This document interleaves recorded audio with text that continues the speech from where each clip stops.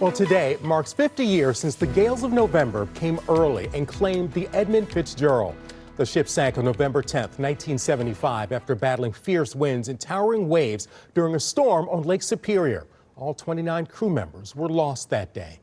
This morning, we're joined by John U. Bacon, a Michigan native and author of a new book entitled The Gales of November, The Untold Story of the Edmund Fitzgerald. John, thank you so much for joining us today. Thank you.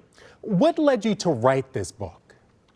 Well, a lot of guys are trying to figure out what happened, and certainly we've got many chapters on the various possibilities, and some theories have more weight than others. But what really drove me were the 29 men.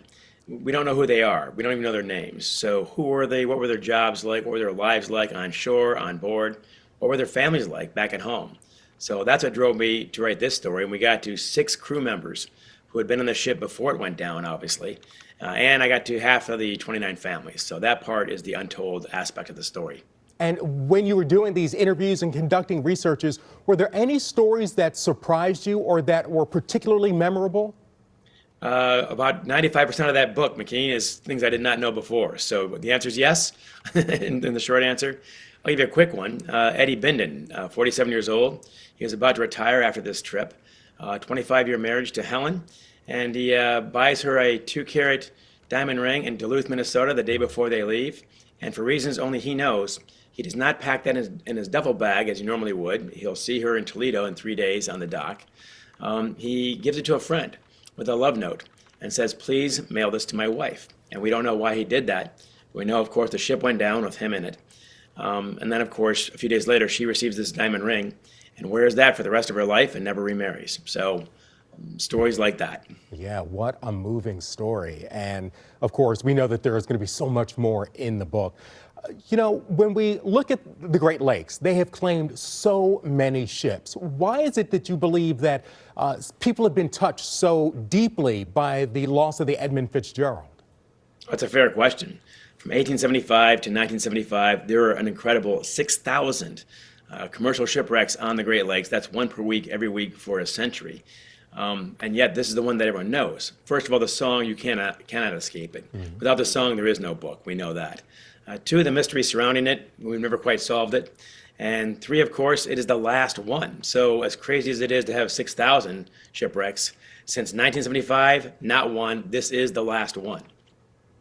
Wow, that is powerful. You know, there are lots of commemorances around the Great Lakes. Locally, we have some. How will you be commemorating the 50th anniversary of the loss of the Edmund Fitzgerald? Well, right now I'm in a motel in Paradise, Michigan, so I'm amazed this thing works. So that's how far north I am. I'm about 15 miles from the Great Lakes Shipwreck Museum. I'll be there today, excuse me, for a big public event at 2 o'clock, and I'll be speaking. And then tonight at 7 o'clock for a private event for just the families, 80 people. So that's where I'll be today. All right. John U. Bacon, author of the book, The Gales of November, The Untold Story of the Edmund Fitzgerald. Where can people find your book? Anywhere. Amazon, Barnes & Noble, the local bookstores. If you get on johnubacon.com, excuse me, if you get on johnubacon.com, you can see many options for buying the book, including The Independence. It's a New York Times bestseller. All right. Thank you so much, John. We really appreciate you taking time to speak to us this morning. I tell you what, that diamond ring story got me. I was tearing up just hearing him talk about that. So we appreciate that interview with John U. Bacon. Well, today people across Metro, of course, are finding ways to honor the lives lost 50 years ago. The Mariners Church of Detroit will be holding a special service with the bell ringing remembrance.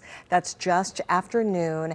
And the Dawson Great Lakes Museum on Belle Isle is holding a special event tonight. It's called the Lost Mariners Remembrance. In-person tickets are sold out, but you can watch the live stream. They've set up the live stream on the museum's Facebook page. You can watch there.